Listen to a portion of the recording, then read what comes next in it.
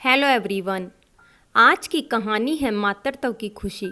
कहानी अगर अच्छी लगे तो लाइक करें, शेयर करें और प्यार भरी कहानी चैनल को सब्सक्राइब करें।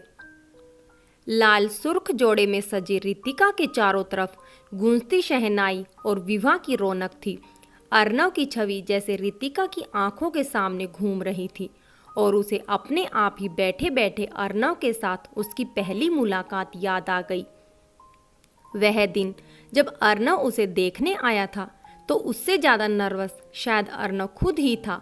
मुंह नीचा किए हुए वह चुपचाप बैठा था और जैसे ही माँ रितिका को लेकर ड्राइंग रूम में पहुंची, माँ के पांव छूने की बजाय गलती से अर्णव ने रितिका के पांव छू लिए। तब अलहड़ रितिका ने उसे दूधो नहाओ और पूतो फलों का आशीर्वाद दिया तो वहां उपस्थित सभी ठहाका मारकर हंस पड़े। अर्णव को रितिका की चंचलता बहुत भा गई और वह उसके मनमोहक रूप से आकर्षित हुए बिना रह ना सका। वहीं रितिका को भी अर्णव की सादगी पसंद आई थी। रितिका अर्णव से अपनी पहली भेंट को जब भी याद करती बहुत देर तक हंसती थी।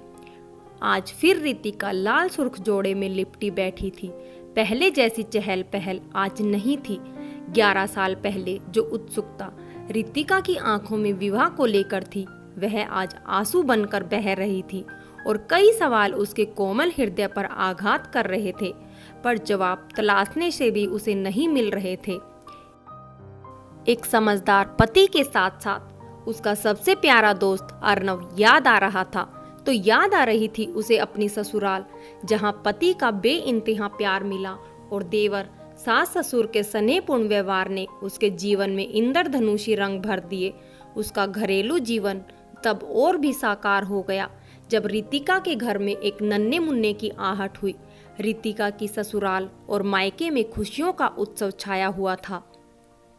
दिवाली के दीपों की ज्योति से अंधेरे जीवन में भी प्रकाश हो जाता है, पर इस बार की दिवाली रितिका के जीवन में अंधकार भरने आई थी। अर्णव दिवाली के अवसर पर बाजार गया। रितिका को 4 महीने का गर्भ था, इसलिए वह न जा सकी। बाजार में बम विस्फोट हुआ और अर्णव लौटकर घर न आ सका। उसकी मृत्यु का समाचार और फिर उसका शत विशत शव देखकर जो सदमा रितिका को लगा उसे वह सहन न कर सकी और उसका गर्भपात हो गया। अर्णव की यादें जहां रितिका के मुखमंडल पर खास छटा बिखेर देती थी, वहीं उसकी मृत्यु की कल्पना से भी रितिका सिहर उठती थी। रितिका आज अपने अतीत के सारे पृष्ठ पलट लेना चाहती थी। यादें समय की परवाह के साथ धूमिल अवश्य पड़ जाती हैं, परंतु खत्म कभी नहीं होती, क्योंकि हृदय पर बने उनके निशान सागर की गहराई से भी गहरे होते हैं। गुजरे हुए कल ने रितिका के जीवन पर गहरे निशान छोड़े थे, ऐसे निशान जो उसे बहुत गहरे आघात दे गए थे। विधवा रितिका अपने सास ससुर की सेवा करते हुए जीवन व्यतीत करना चाहती थी। साथ ही एक शिक्षिका होने के नाते अपना सारा जीवन अपने विद्यालय और विद्यार्थियों के हित में समर्पित करना चाहती थी। पर जिस औरत का सुहाग उजड़ जाए उसके अपने ही बेगाने हो जाते हैं। यहाँ तक कि घर के लोग भी सांप की तरफ फुफकारते हैं और वह डंक भी मारते हैं। अर्णव की मौत के बाद उसके ससुराल वालों का व्यवहार रितिका के प्रति अनायास ही बदल गया। सास का छोटी छोटी बातों पर फटकारना, किसी न किसी बात में कमी निकालना अब आम हो गया था। मगर जब देवर और ससुर की कामुक नज़र उसे कचोटने लगी तो उसकी सहन शक्ति परास्त हो गई। तब अपना सारा साहस जुटाकर रितिका अपने मायके चली आई। घर में माँ बापूजी के अलावा रितिका का एक छोटा भाई प्रशांत भी था। घर का सारा काम रितिका अकेले ही करती, माँ बापूजी का पूरा ख्याल रखती, विद्यालय जाती, शाम को ट्यूशन पढ़ाती और प्रशांत की पढ़ाई में भी सहयोग देती। इस तरह उसने अपनी दिनचर्या को पूरी तरह व्यस्त कर लिया था। देखते ही देखते 9 साल गुजर गए। प्रशांत रितिका के सहयोग की बदौलत IT प्रोफेशनल के रूप में अपने पैर जमा चुका था। उसके लिए अच्छे अच्छे रिश्ते आने लगे। माँ बाबूजी ने रितिका की सलाह से एक सुंदर व पढ़ी लिखी लड़की शिखा को देखकर प्रशांत का रिश्ता तय कर दिया। विवाह भी हंसी खुशी संपन्न हो गया। घर में एक नई बहू आ गई। प्रशांत की खुशियों में रितिका अपनी खुशियाँ तलाशना सीख गई थी। तभी मुंह दिखाई के समय शिखा को अपना हीरो जड़ित हार देते वक्त उसने कहा था, शिखा, तुम्हें इससे ज़्यादा सुंदर तोहफा तब दूंगी जब तुम हमें एक प्यारा सा प्रशांत जैसा भतीजा दोगी। घर के सारे छोटे छोटे फैसले रितिका की सलाह से लिए जाते थे और प्रशांत भी अपनी दीदी के पूरे प्रभाव में था, इसलिए शिखा के मन में रितिका के प्रति द्वेष घर कर गया। अब वह रितिका को नीचा दिखाने का कोई न कोई मौका ढूंढती रहती। हालांकि रितिका उसे अपनी छोटी बहन की तरह समझती थी और उसकी गलतियों को भी क्षमा कर देती थी। शिखा माँ बनने वाली थी और कमजोरी के कारण डॉक्टर ने उसे पूरी तरह आराम की सलाह दी थी, इसलिए बाकी कार्यों के साथ साथ रितिका फिर से घर का सारा काम संभालने लगी। शिखा की हर ज़रूरत का भी वह पूरा ख्याल रखती। उस दिन विद्यालय से लौटने के बाद रितिका फ्रेश होकर दोपहर के खाने में जुट गई। प्रशांत भी घर पर ही था। सब मेज पर खाना खाने के लिए बैठे ही थे कि शिखा झल्ला उठी। खाने की थाली में से एक बाल निकल आने के कारण शिखा गुस्से से लाल पीली होते हुए बोली, दीदी, अगर आपको कोई परेशानी हो तो यूं ही कह दीजिए, वैसे भी हमारी हैसियत तो है ही कि हम एक नौकरानी रख ले। आवेश में रितिका से यह कटु वचन बोलकर शिखा प्रशांत की सहानुभूति बटोरने के लिए अभिनय करती हुई धम से कुर्सी पर बैठ गई।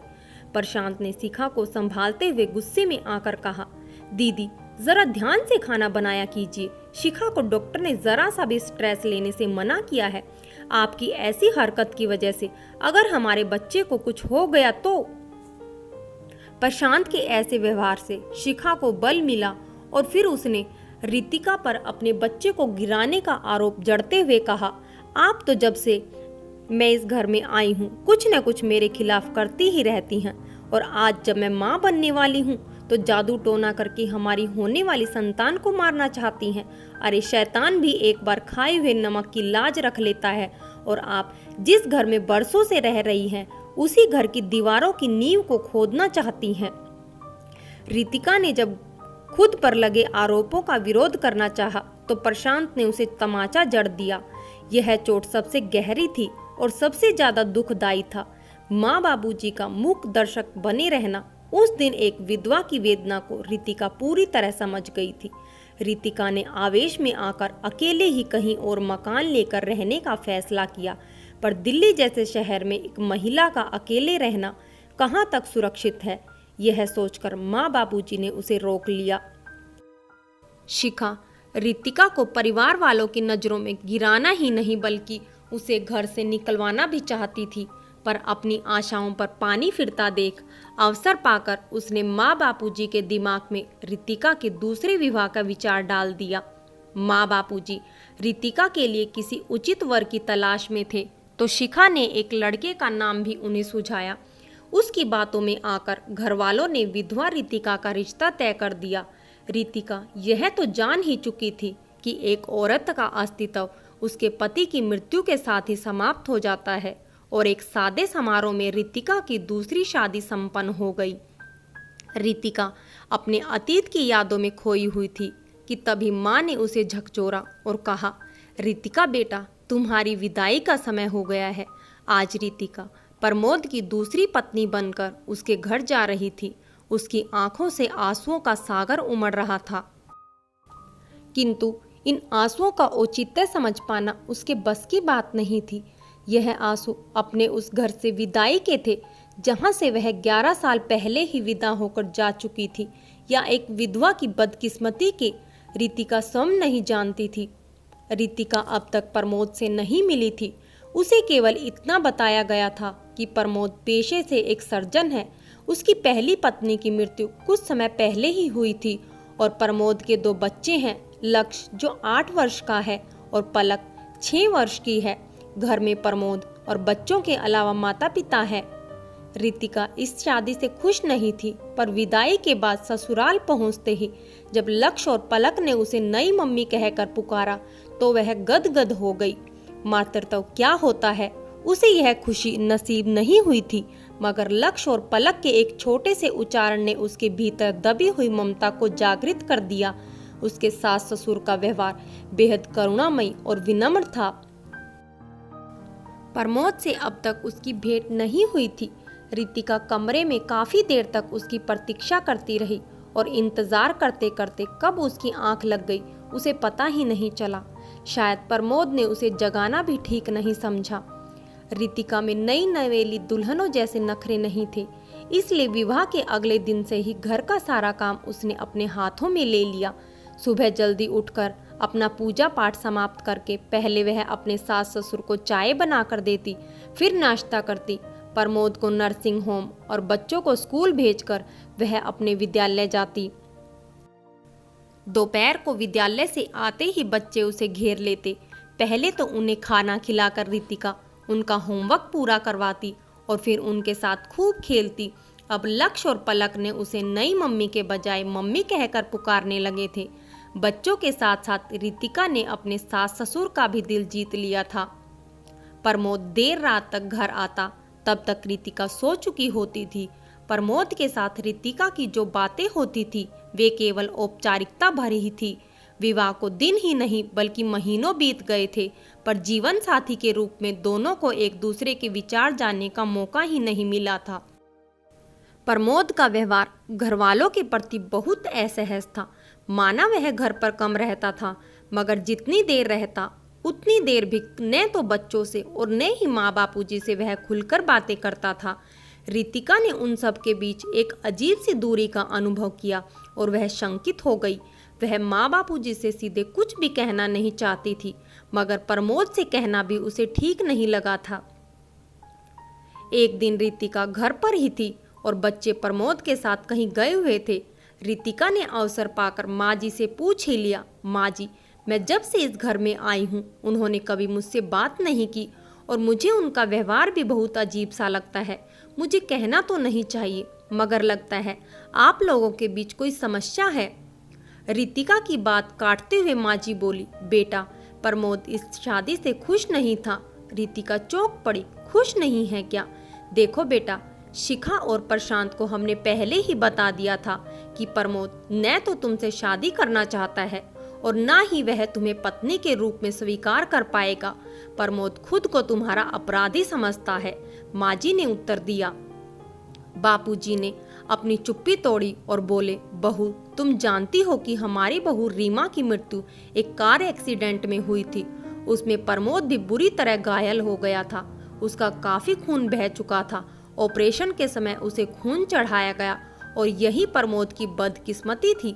मगर बापूजी, उस ऑपरेशन से हमारे रिश्ते का क्या संबंध? रितिका अभी भी हैरानी में थी।